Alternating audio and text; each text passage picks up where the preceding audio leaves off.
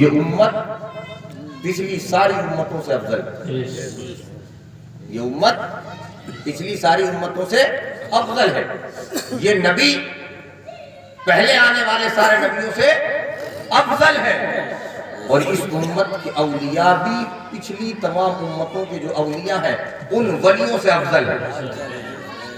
کتنا افضل ہے؟ کہا حضور غوث پاک جیسا ولی آپ ساری امتوں میں نظر ڈالیے، آپ کو حضور غوث پاک جیسا ولی کسی نبی کی امت میں ملتا نظر نہیں آیا۔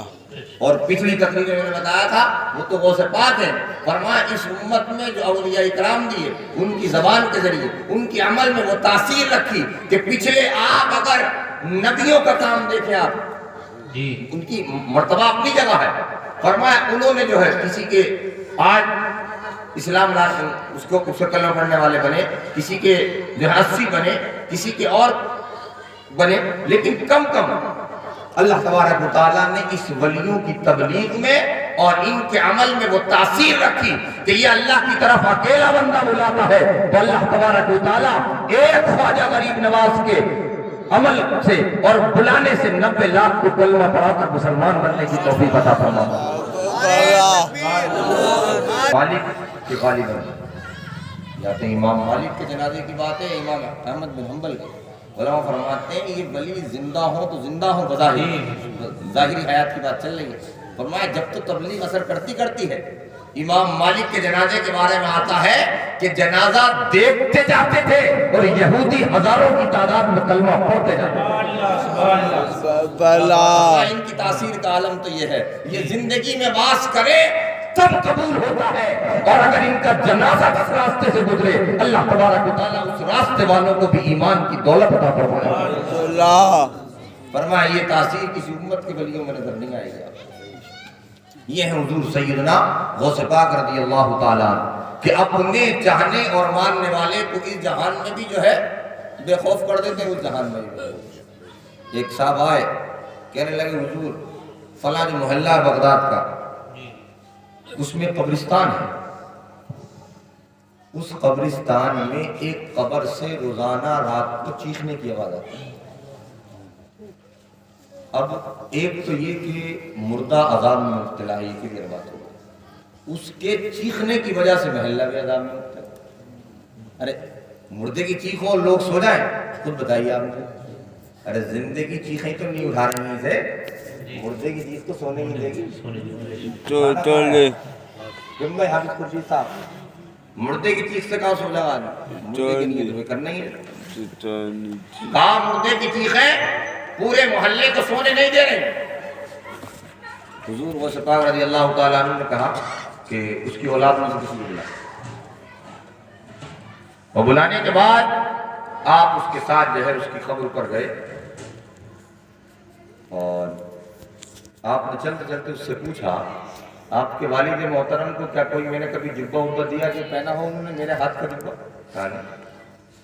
کہا میرے پیچھے نماز پڑھی؟ کہا یہ بھی یاد ہے۔ آپ نے فرمایا بھولنے والوں کو ہی گھاٹا ہوتا ہے۔ گھاٹا کسے ہوتا ہے؟ جو بھولنے والوں، یاد رکھنے والوں کو گھاٹا نہیں ہوتا۔ یاد رکھا کرو بزرگوں کو فائدے میں رہو، اور بھول جاؤ گے کہ تم انہیں کیا بھولو گے، سمجھ لو تم اپنے آپ کو بھول جاؤ گے۔ ان کی قربت، ان کی سنگت خود ولیوں کی پہچان کے تعلق سے حضرت علی کرم اللہ وجہ الکریم فرماتے ہیں ولی وہ ہوتا ہے جس کو دیکھ کر خدا یاد آ جایا شان تو یہ ہے، گویا ان کو دیکھنا خدا کی یاد کو تازہ کرنا ہوتا اگر کامل ولی ہے تو حضور غوث پاک رضی اللہ تعالیٰ عنہ اس کی قبر پر کھڑے ہو گئے، اور کھڑے ہونے کے بعد آپ آنکھیں بند کر کے اس کی جو حالت کو دیکھتے رہے۔ ارشاد فرمایا خوشخبری ہو، اللہ تبارک و تعالیٰ نے عذاب کے فرشتوں کو بلا لیا ہے اور رحمت اور ثواب کے فرشتوں کو داخل فرما دیا۔ یہ سیرت سیدنا شیخ عبد القادر جیلانی کا واقعہ۔ حضور یہ کیسے ہوا؟ ابھی تو آپ نے دعا بھی نہیں کی۔ فرمایا میں کھڑا ہوا جا کر، اور کھڑے ہونے کے بعد میں نے دیکھا فرشتے گفتگو کر رہے ہیں کہ ثواب کے رحمت کے فرشتے جو ہیں وہ آ گئے، اور آنے کے بعد کہنے لگے اللہ پاک نے اس کی بخشش فرما دی۔ کس سبب سے؟ کہا حضور غوث پاک کے پیچھے نماز نہ پڑھی نہ صحیح، فرقہ نہ پہنا نہ صحیح، مگر حضور غوث پاک کو جب جب دیکھتا تھا ان سے حسن ظن رکھتا تھا، اچھا گمان رکھنے کی بنا پر اللہ تبارک و تعالیٰ نے اس کی بخشش فرما دی۔ اچھا گمان رکھنے کی بنا پر پتہ چلا کامل ولیوں کے مزارات کو دیکھ کر یا ان کی ذات کو دیکھ کر اچھے خیال لانا یہ بھی بخشش کا ذریعہ بن جاتا ہے، یہ بھی بخشش کا ذریعہ۔ تو اب اس کا ایک الٹا مفہوم بھی نکلے گا جو اس کا مخالف مفہوم ہے، وہ برے خیال لانا۔ ہاں بھائی، برے خیال لانا جہنم میں جانے کا ذریعہ بھی بن جاتا ہے۔ تو ضروری ہے کہ اپنے آپ کو سدھاریے، اور جاتے جاتے میری ایک عادت ہے کہ جہاں ولیوں کی شان بیان کرتا ہوں وہاں اتنا ضرور کہتا ہوں کہ تم نے جو ہے ولیوں کی شان جو ہے وہ بریانی تک، زردے تک، قورموں تک، تندوری تک محدود کر دی، باقی اس کے آگے نہ تمہارا دل چاہتا پڑھنے کو نہ دل چاہتا سننے کو، اور اگر کوئی سنا بھی دے تو اس کان سے سن کے اس کان پہ وہ ڈالے اور چلے گئے۔ حضور غوث پاک رضی اللہ تعالیٰ عنہ نے نیاز کی ہے، آپ کی نیاز بھی ڈنکے کی ہوتی تھی، یہ بات بھی بتا دوں جی بھئی 12ویں شریف ڈنکے کی چوٹ پر منایا کرتے تھے۔ گویا رحمت الہی نے کہا اے عبد القادر میرے پیارے کی 12ویں تو مناتا ہے، زمانہ تیری 11ویں منایا کرے۔ بات صحیح ہے کہ آپ کی نیاز بھی ڈنکے کی چوٹ پہ ہو، لیکن نماز بھی تو ڈنکے کی چوٹ پہ ہوتی، خالی نیاز ہی نیاز ہوتی ڈنکے کی چوٹ پہ۔ 11 پتیلے پکے میں 13 پکے۔ اے لوگوں، نیاز سے زیادہ آپ نے نماز پڑھی، فرض تو فرض پڑھی ہیں آپ نے، جو جتنی تھی اتنی تو پڑھی اس سے زائد پڑھی۔ فرمایا 15 سال ایک ٹانگ پر کھڑے ہو کر میں نے کلام اللہ کا تلاوت کی، 40 سال کے قریب عشاء کی نماز پڑھ کے سویا نہیں، اسی وضو سے پوری رات نوافل پڑھتا رہا، اور اسی حالت میں فجر ہو گئی، فجر کی نماز میں نے اسی وضو سے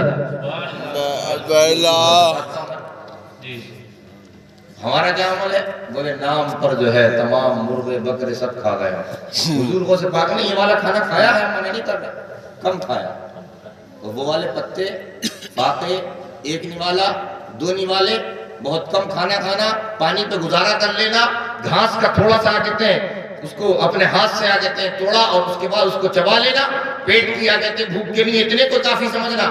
یہ معاملہ بھی تو بہت دنوں تک رہا نہیں رہا۔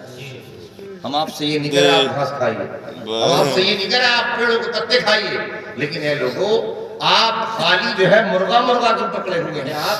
آپ خالی جو ہے بڑے بڑے کا گوشت ہی کیوں پکڑے ہوئے ہیں؟ حضور کی سیرت کو بھی اپنائیے۔ کہا سیرت کیا تھی؟ کہا کبھی فرائض ترک نہیں ہوئے، کبھی جھوٹ نہیں بولا، کبھی ماں کا دل نہیں دکھایا، کبھی بھائی کے حق پہ ڈانٹا نہیں ڈالا، کبھی کسی کو ستایا نہیں، کبھی کسی کو جو ہے آپ نے غلط طریقے سے دبایا نہیں۔ اللہ پاک نے طاقت بھی دی، شہرت بھی دی، عزت بھی دی، کبھی اس کا غلط استعمال نہیں کیا، کبھی تکبر نہیں کیا، کبھی آپ نے غرور نہیں کیا۔ یہ تمام سیرت بھی تو حضور غوث پاک کی ہے۔ اے مرید صادق، اگر تو سچا ہے تو جہاں ان کے طعام کو اپنا رہا ہے، ان کی نیاز کو اپنا رہا ہے، ان کی نماز کو بھی اپنا، ان کے کردار کو بھی اپنا، ان کے اخلاق کو بھی اپنا، ان کی سیرت کو بھی اپنا، تاکہ کل جب میدان محشر میں ملاقات ہو تجھے نام لے کر بتانا نہ پڑے، حضور دیکھتے جائیں اور اللہ کے حضور تیرے لیے سفارش کرتے جائیں۔